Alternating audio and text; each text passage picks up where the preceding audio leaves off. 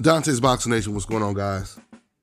I'm telling you right now, 2021 will go down as one of the worst years in boxing. Hands down. Canelo Alvarez is one of the biggest names in boxing, and he just announced for a second time that he will not be fighting any Mexican fighters. Now, for those of you guys who don't know, coincidentally, the best fighter right now at 168 is David Benavidez, a Mexican fighter. The undefeated Gilberto Ramirez has been calling out Canelo Alvarez for quite some time.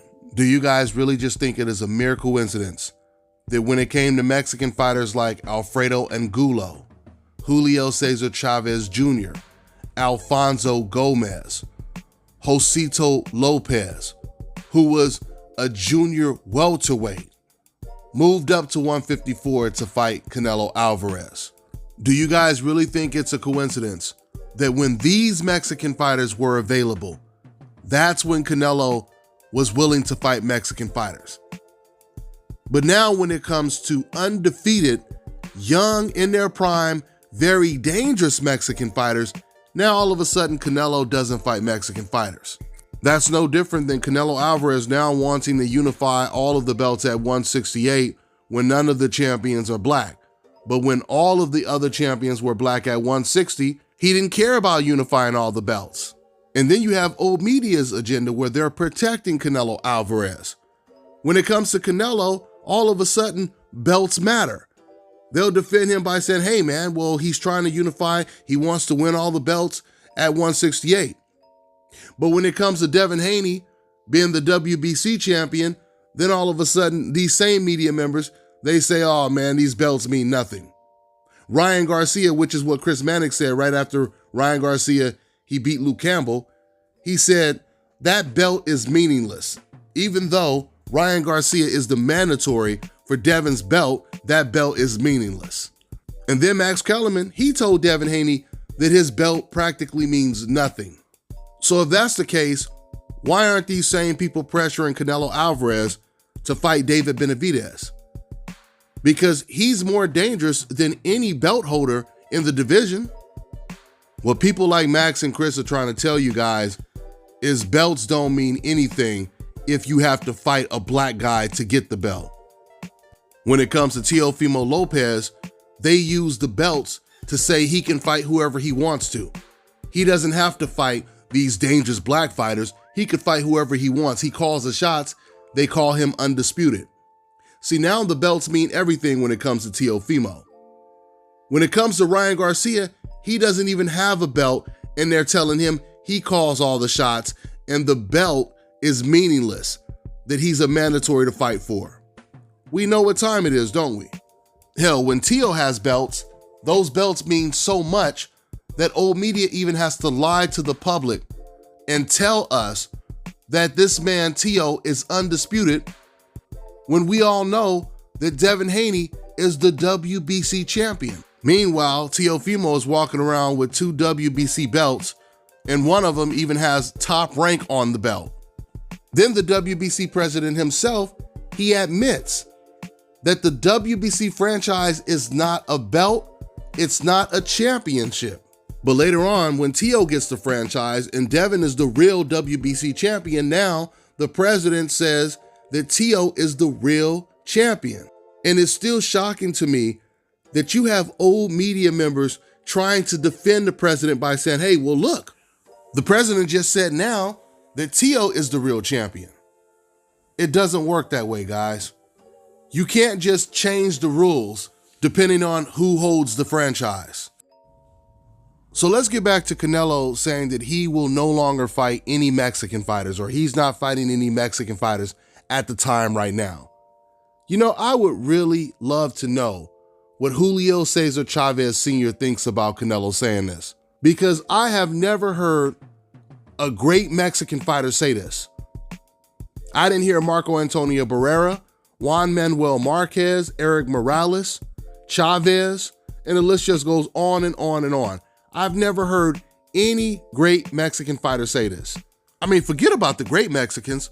I've never heard any Mexican fighter say that outside of Canelo Alvarez.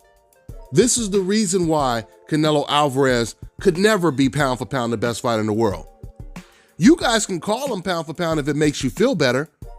But like I keep telling you guys, even if you do want to call him pound for pound the best fighter in the world, you would have to admit he's the only pound for pound king in history that is refusing to fight undefeated Mexican and undefeated black fighters.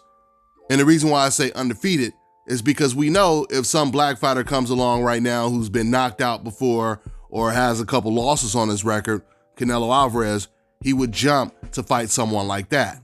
And this is the fighter that old media wants to call pound for pound the best. He would be the only pound for pound king to openly tell the boxing world, I'm not fighting any Mexican fighters. Can you guys imagine if Sugar Ray Leonard would have said that? If Tommy Hearns called him out and he said, I'm not fighting any more black fighters, do you think he would still be considered one of the greats? If Muhammad Ali would have said that, Floyd Mayweather, Roy Jones, Pernell Whitaker, and the list just goes on and on and on.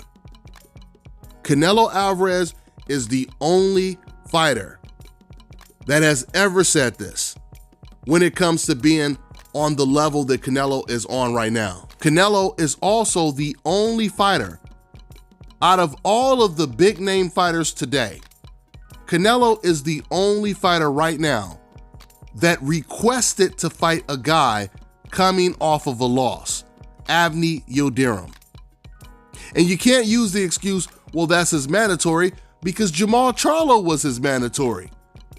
And he refused to fight his mandatory, Jamal Charlo. In fact, he vacated the belt, and now Jamal Charlo is holding Canelo Alvarez's belt.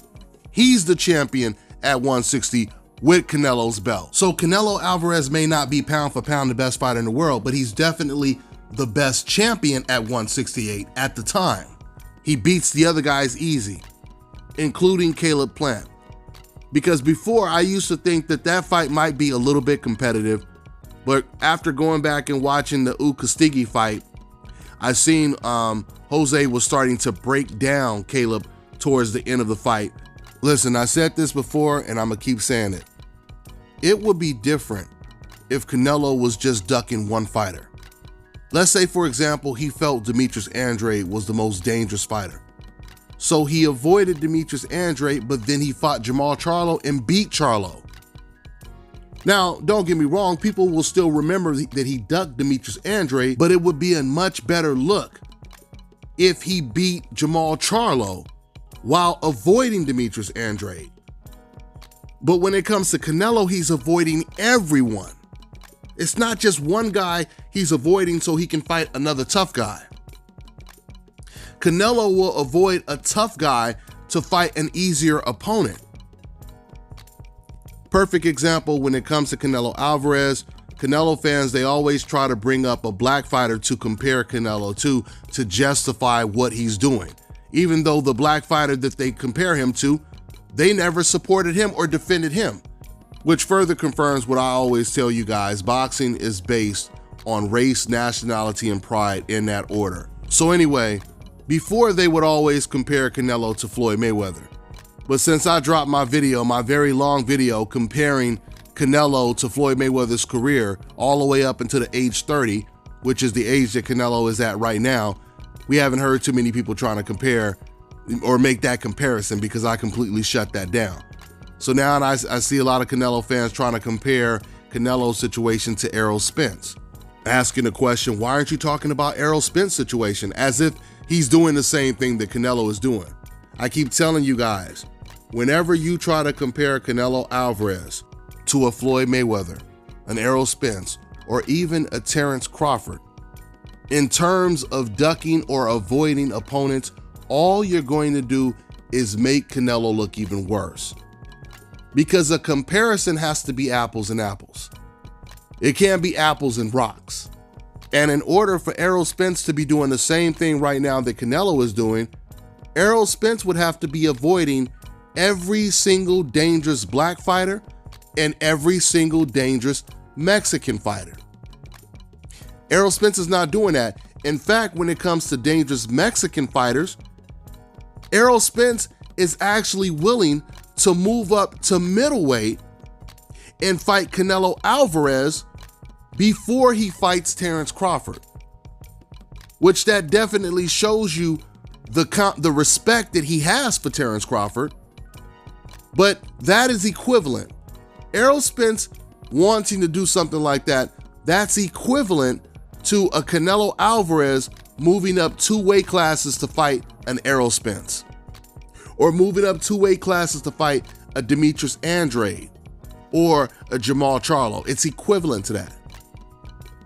So do you think Canelo would ever do something like that? Absolutely not. He won't even fight Charlo and Andrade in his same division. He won't even fight Charlo if Charlo moves up to a higher weight class to fight him, like Charlo is about to do. And that's the reason why you cannot compare what Errol Spence is doing to what Canelo Alvarez is doing. If I ask all you Canelo Alvarez fans right now, who wins a fight, Errol Spence or Canelo Alvarez? Errol moving up 2 weight classes, all of you guys are going to pick Canelo Alvarez.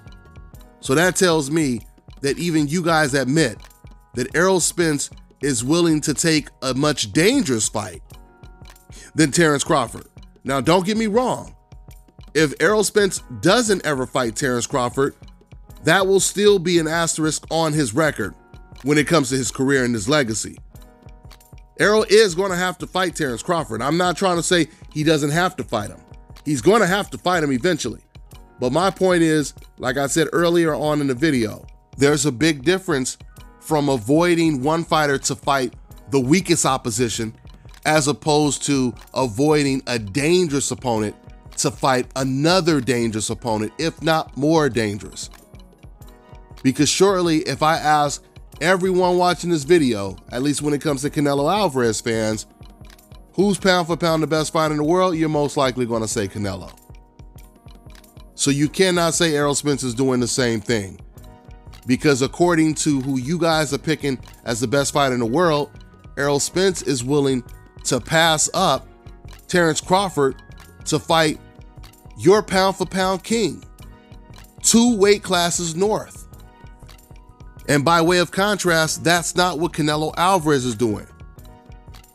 Once again, Canelo did not avoid Charlo to fight Andrade.